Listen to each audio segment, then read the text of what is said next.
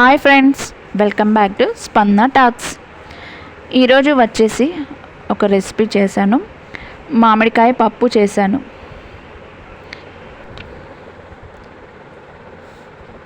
పెసరపప్పు 1 కప్పు వేయించాను.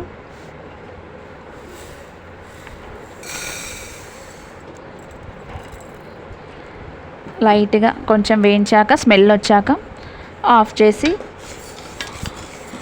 ఒక 15-20 మినిట్స్ నానబెట్టాను. కడిగి 2 సార్లు పప్పు కడిగి నానబెట్టాను.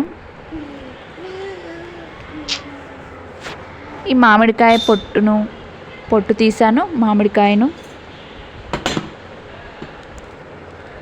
వాటిని ముక్కలుగా కట్ చేశాను.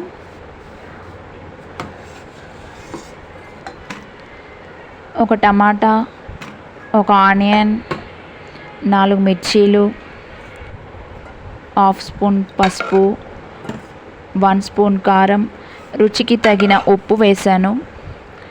3 నుంచి 4 విజిల్ వచ్చే వరకు వేశాను.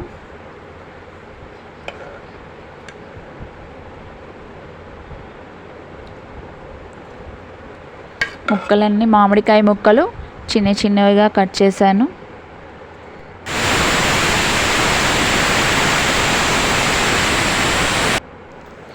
పప్పు వేయించాక మెత్తగా మెదిగింది. ఇంకా పోపు వేసుకున్నాను.